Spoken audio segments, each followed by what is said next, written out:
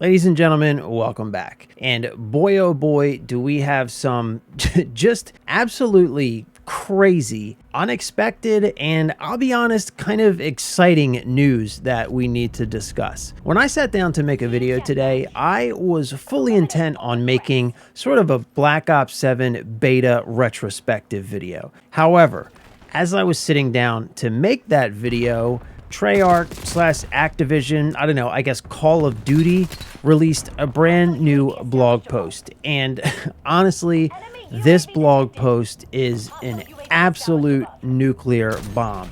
This thing just completely blew me away. So the original video has just been absolutely side-railed, and we have to talk about this blog post. All right, so here's the blog post. It's titled Call of Duty Black Ops 7 Open Beta Patch Notes. And if you haven't seen this yet, you might want to sit down because you should be prepared to have your mind just blown out of the back of your skull. This is crazy and you're not going to believe it. So let's scroll down and get started. It starts out beta takeaways, right? So this is all about what have we learned from the beta. So beta takeaways, with just a couple of hours remaining on the Black Ops 7 beta, we wanted to update everyone on some big takeaways. First, on behalf of all of us at Treyarch and the Black Ops 7 team, thank you for playing. The Call of Duty community is unmatched, and playing Black Ops 7 with you throughout the past week has been a ton of fun. The beta has given us the opportunity to do new things, including the first ever debut of zombies in a Call of Duty beta. By the way, if you didn't get a chance to play zombies, it was pretty good. I did enjoy the zombies in the beta. And rapidly test and implement player feedback. As we set our sights on launch, we've got some important plans we'd like to hear, and this is where your mind is just absolutely gonna be blown. So, matchmaking update. We know that the big question on everyone's mind coming out of the beta is, how will matchmaking work in Black Ops 7? At launch, open matchmaking with minimal skill consideration will be the default for Black Ops 7 multiplayer. Let me read that again in case it didn't sink in. At launch, open matchmaking with minimal skill consideration will be the default for Black Ops 7 multiplayer. Now, given that this is Activision that we're dealing with, we could read a lot into this. What does minimal consideration for skill mean? But you know what? Let's just take this at face value. And at least for now, let's just try and accept this as a win. Take it for what it says and just keep reading. So simply put, imagine the matchmaking experience of Open Mosh Pit from the beta, but as the standard in Black Ops 7 on day one. Not just a playlist, folks. We're talking about open matchmaking, classic Call of Duty matchmaking as the standard for Black Ops 7 on day one. Our team feels strongly about providing players with a more varied experience, and the beta proved to be a great opportunity to test this approach. We'll be sharing more details as we get closer to the launch. All right, so you can see already underneath it's something about persistent lobbies, which we're going to get to, but let's just take a minute to dwell on this last sentence. Our team feels strongly about providing players with a more varied experience, and the beta proved to be a great opportunity to test this approach. And you know what? Like, look, I want to stay positive. I want to take this as a win, but this is where I call bullshit. Okay, and we're going to talk more about that after we get through the rest of this blog post, but just keep in mind who we're dealing with here. We're dealing with Activision, so let's just keep that in mind, and we're going to talk a little more about this when we get through it. But let's move on to persistent lobby, and this, man, I'm telling you, this is crazy. Like, I did not expect this. Persistent lobbies. We've heard the community discussion and dialogue around lobby disbanding. And as we mentioned earlier during the beta, we're focused on keeping players together from match to match more often. Today, we're excited to announce we'll have persistent lobbies at launch for Black Ops 7. We're committed to improving the experience for players, and we'll be sharing more details soon. Holy me, this is absolutely a big fat W. And I just need to take a moment here and acknowledge that you did this. You made this happen. with a little help from Battlefield 6. We're going to talk about that in a second. But you made this happen. You were strong. You didn't participate in their nonsense. A better game came along and you used your voices and your wallets to let Activision know that you were not going to take their manipulation and stand by and just shovel subpar slop into your face any longer. The community made this happen with a little help from Battlefield 6. Like I said, we're going to talk about that, but the community made this happen. What an absolute big, fat, swollen W. This is huge. Aim assist, it just keeps going. It just keeps going. And this is something that I wanted to talk about when I was originally planning on doing the retrospective video. So let's read this and then I'll have a little quick anecdote about this. All right, aim assist. We've also seen the discussion about rotational aim assist and community questions about how aim assist will be tuned across inputs in Black Ops 7.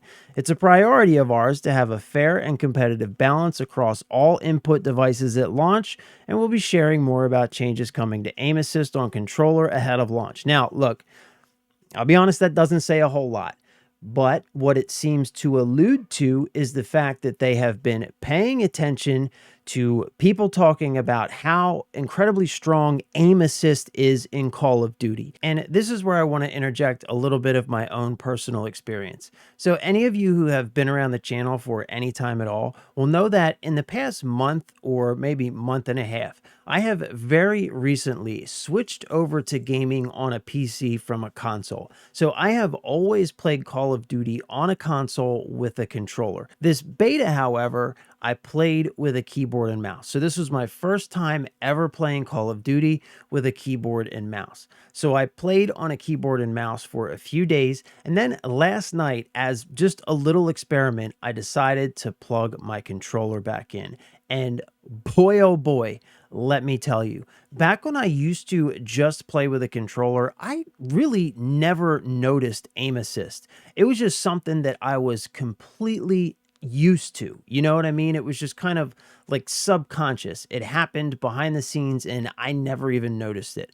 But after having played with a keyboard and mouse so much in this beta and then plugging in the controller, it felt like somebody was grabbing my camera or grabbing my screen and moving it around towards the enemies. I am going to be honest, okay? I struggled in this beta playing with a keyboard and mouse. I did not do very well. I started to get better towards the end, but I did not do very well. That one single match that I plugged in a controller, and keep in mind, this is after having not played with a controller for months. I've been playing Battlefield recently. I've been playing with a keyboard and mouse. So I haven't been playing Call of Duty, and I haven't played Call of Duty with a controller for months.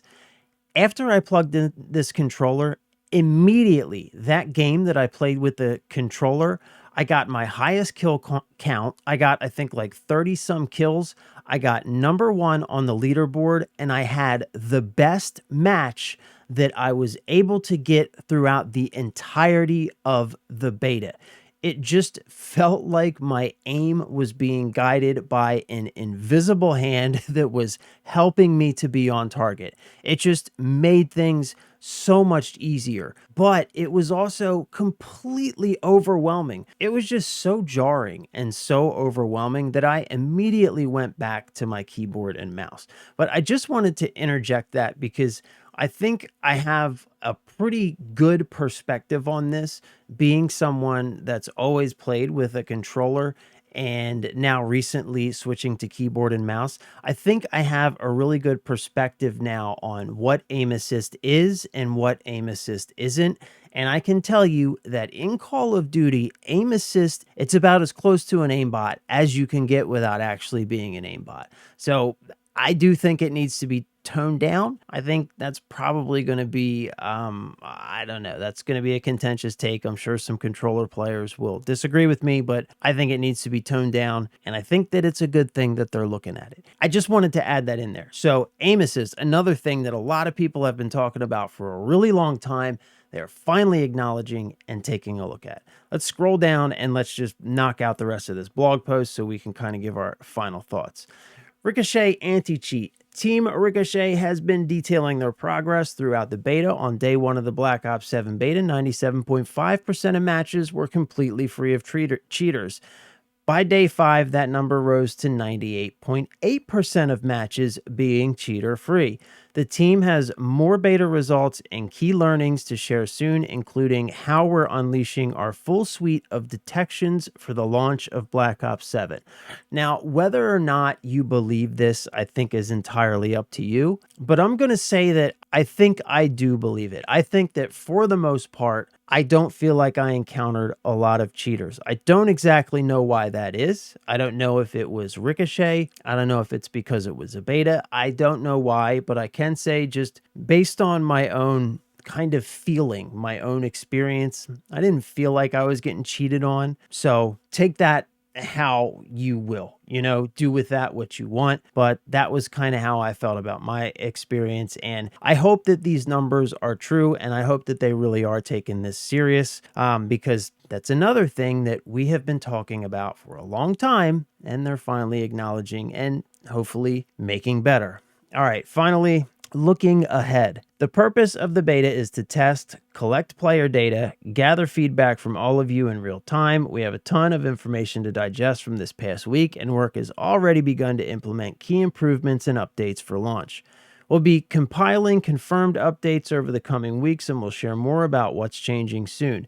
In the meantime, if you haven't finished unlocking all the beta rewards, time is running out, blah, blah, blah, blah. Look for upcoming intel. Okay, so let's recap real quick. Skill-based matchmaking essentially being taken out of the game after 6 years of complaining. Persistent lobbies being put back into the game after 6 years of complaining. Aim assist finally being addressed after I don't even know how many years of complaining. Ricochet anti-cheat finally with what seems to potentially be a real working update after what has been at least 2 years of just rampant, unchecked cheating in both multiplayer and Warzone, finally being addressed and updated. All right, so now the question we need to be asking ourselves is, why is all of this happening right now? After 6 years of complaining and being vocal about all of these issues, why are they making all of these changes right now? And this is where I want you to hold on to the fact that this is a W. This is, in fact, an actual win. You made this happen. Hold on to that. Don't forget it. And be proud of yourselves as a community, okay? This is a win, and you made this happen. But I do kind of want to just bring things back down to earth a little bit so that we don't lose perspective. Let's just not forget who it is that we're talking about here. This is Activision. So in this blog post, they mentioned that the reason they're making some of these changes is because over the course of the beta, they have been collecting data, and we're just seeing that after collecting our data over the course of this beta test, this is what the community wants. And you remember when I got to that particular line in the blog post, I called bullshit. Why did I call bullshit? Because they've been collecting data for 6 years. The community has been voicing their concerns, issues, absolute hatred for some of these problems like skill-based matchmaking for the past 6 years. And they have consistently just not listened.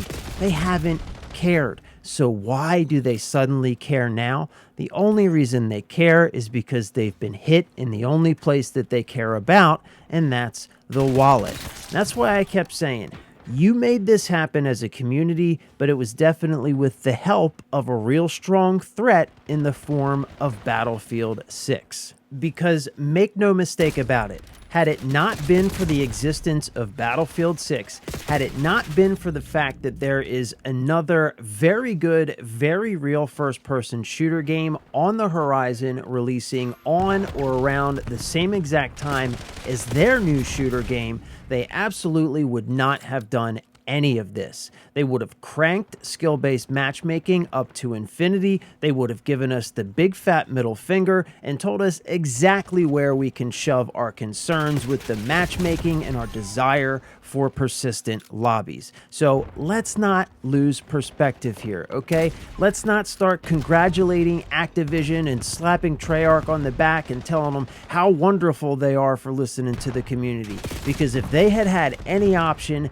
they wouldn't have done any of this. The only reason it happened is because they had no other option. It was either listen to your community or lose a bunch of money. So what we need to do here is just keep perspective, hold their feet to the fire, and don't forget who you're dealing with. Take this big, fat, swollen W, but don't forget who you're dealing with. This is Activision, and they only care about one thing. So hold the line. But anyway, that's it. That's the big news. I had to get a video out about this and share it because I do think that this is a legitimate W. I think it's been a long time coming, and I think the community deserves it. But let me know what you think about it in the comments down below. Do you agree with me that this is a W, we should take the W, but kind of remain skeptical and just not forget who it is that we're dealing with here? Not congratulate Activision too much, and maybe just keep in perspective that they could do anything at any moment if the tides were to turn in their favor. Let me know what you think about it. Anyway, if you have made it this far into the video, thank you so very much. I do truly appreciate it. If you enjoyed the video, don't forget to like, comment, and subscribe. Also, follow me on Twitch. I'm streaming all the time. I'm going to be streaming a ton of Battlefield 6 this weekend, so definitely come follow me. Drop a line in the chat when you get there and say hi. I would greatly appreciate it. It would be awesome. Also, if you're looking for a place to call home, join my Discord server. That's where we're going to be building the community. I just spent the week getting it all set up. That's where we're going to be able to meet people, talk to people, find people to game with, especially if you're going to be playing Battlefield 6. Don't forget that Battlefield 6 is a team-based game, so don't play it alone if you don't have to, and you don't have to. Join the Discord, find people to chat with, game with, play Battlefield 6 with. Would love to have you as part of the community. The link is in all of my social bios, so just click the link and we would love to see you there. Anyway, thanks a lot for watching, and I will see you in the next one real soon.